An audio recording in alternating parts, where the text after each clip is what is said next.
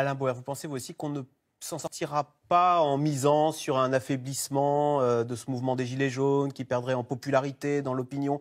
Forcément, il y a quelque chose de fort qui doit solder ces 2 mois de protestation. D'abord, tout gouvernement face à un mouvement social essaye, le pourrissement, la violence. Soit ça marche, soit ça marche pas. Ça marche pas. C'est-à-dire que ça fait 2 mois que ça dure et ça ne faiblit pas. Il y a des violences et ça reste populaire dans l'opinion. Exactement. Et ça reste massivement soutenu par l'opinion, soutenu ou populaire, et massivement accepté, y compris sur la question de la violence. Voire légitimé, comme le disait Emmanuel Parce Alizon. qu'entre 50 et 60%, n'importe qui est prêt à signer demain matin, y compris les vieux partis de gouvernement en voie de disparition. Mais il ne faut pas oublier 2 choses. La France est un des rares peuples régicides au monde. Oh là. C'est un des rares peuples qui a exécuté son souverain. La France, l'Angleterre, la Russie. Pointe à la ligne. Deuxième, par le peuple, pas par un coup d'État. Deuxièmement, c'est un peuple où la colère et la coagulation des colères est un effet qui n'est pas celui de la revendication et du mouvement social ordinaire.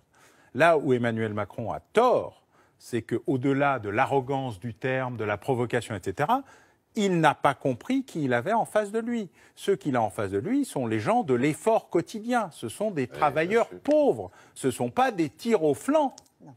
C'est justement l'inverse. C'est pour ça qu'il ne manifeste que le samedi. Socialement, de qui il parle et de quoi il parle et d'où il parle. Et c'est très étonnant d'avoir cette erreur majeure, permanente de compréhension. Ce ne sont pas des casseurs, mais la colère les amène à casser. Ce ne sont pas des tirs au flanc et des feignants. Ce sont des travailleurs pauvres et exténués ou des retraités qui n'en peuvent plus, qui ne peuvent plus payer leur loyer, leur machin, mais ce ne sont pas des glandeurs.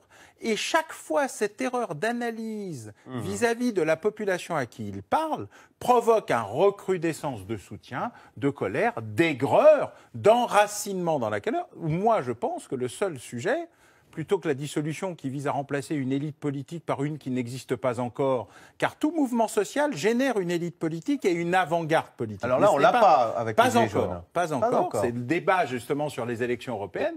Mais moi, je pense que le référendum, et d'ailleurs, quelque part, le général de Gaulle a été visionnaire, puisqu'il a posé une question sur le Sénat que tout le monde veut supprimer, et sur la décentralisation qu'il a fallu 30 ans pour voir partiellement aboutir. Même si le peuple lui a dit non, parce que c'est lui qui avait posé la question, le contenu était plutôt intelligent. Et je crois que le référendum est, de ce point de vue-là, la solution la plus intelligente. Alors, un petit mot. La grande erreur, effectivement, et vous avez tout à fait raison, Alain Boer, vous avez tout à fait raison, c'est que et c'est en cela que, d'ailleurs, on ne voit pas la fin. Parce que si c'était une minorité, la banlieue, enfin, la banlieue, c'est pas tout à fait minoritaire, mais quand même, enfin, vous voyez, si c'était les agriculteurs, si c'était... Mais là, c'est précisément vraiment l'incarnation de ce que peut être le peuple français, c'est-à-dire des gens modestes, qui travaillent, qui ne disent rien depuis 40 ans. Qui ne disent rien depuis 40 ans. C'est pour ça qu'ils disent... Qui n'ont jamais manifesté, ajoute Emmanuel Alizon. C'est ce que j'appelle les invisibles de la République. Et c'est en cela qu'il n'a rien compris, parce qu'on ne dit pas ça, ces gens-là.